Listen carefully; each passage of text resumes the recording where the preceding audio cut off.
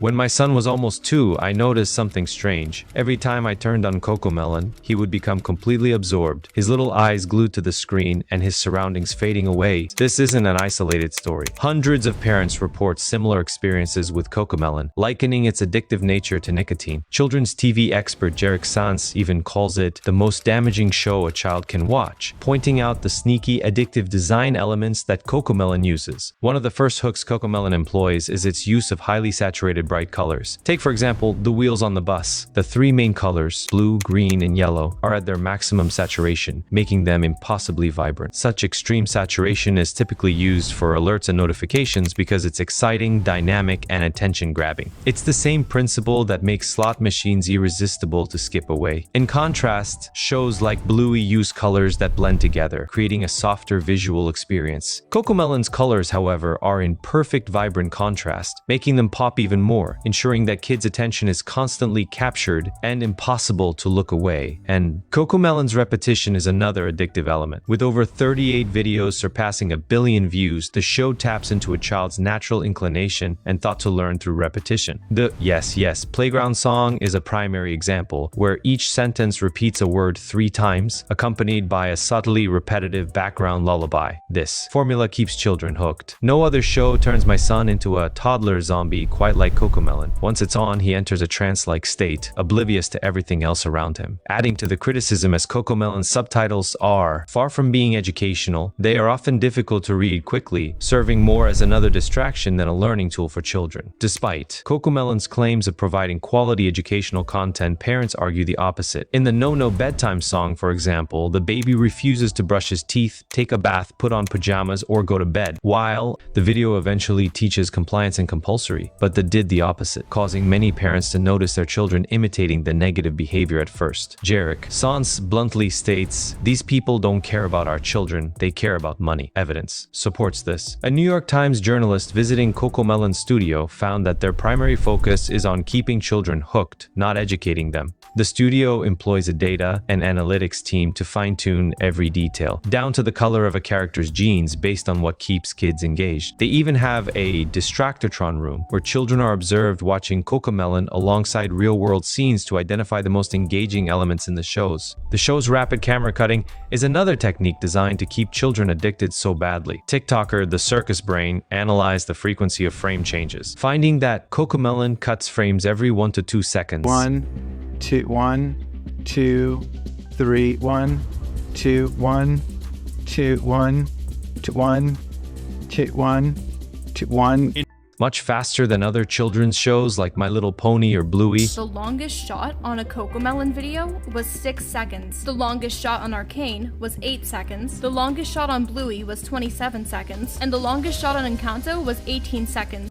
This constant stimulation is akin to the quick shifts seen on platforms like TikTok, releasing dopamine and making the videos hard to look away from it. Dr. Kristen Sommer explains that infants focus on normal video content only 11% of the time, but when watching Cocomelon, their engagement skyrockets to 74%. This overstimulation can lead to addiction-like behaviors. Stories abound of children who become completely transfixed by Cocomelon, ignoring everything else around them. One mother shared how her child would be in a daze while watching, unresponsive to external stimuli. Another parent noted that her 1-year-old could navigate the TV to turn on Cocomelon by himself, a clear sign of the show's addictive nature. When the show is taken away, children often exhibit withdrawal symptoms. TikTok user the PFF1 filmed her child's inconsolable tantrums after turning off Cocomelon, describing it as a Cocomelon meltdown. Another parent on Reddit shared similar experiences, with their child throwing violent tantrums when deprived of the show. These reactions highlight how Cocomelon's intense stimulation affects children's brains, making everyday life seem slow and boring by comparison to them. Cocomelon overstimulates their brains so much that everything else just seems slow and boring in comparison. And the problem with fast-paced TV programs is that we find that little one's language development is slow. The main problem with watching videos on the internet is that they don't know how to use the language that they learn.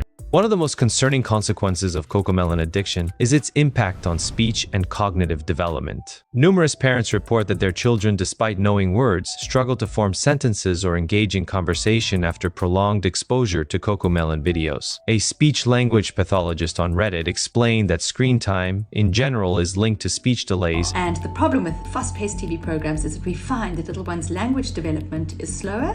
But Cocomelon is particularly harmful due to its lack of narrative structure and poorly written songs. This prevents children from developing vocabulary and understanding plot progression due to excessive exposure to Cocomelon videos. Despite these alarming trends, there is hope. Some parents have successfully cut off their children off Cocomelon for good and permanently by switching to educational alternatives like Miss Rachel. I saw significant improvements in my 2-year-old son's speech after making the switch, with fewer tantrums and more words. Another parent shared a similar story, noting that her 8-month-old began speaking her first words within days of watching Miss Rachel instead of Cocomelon videos. It's so magical. Yeah, look at all the pretty colors, Miss Rachel.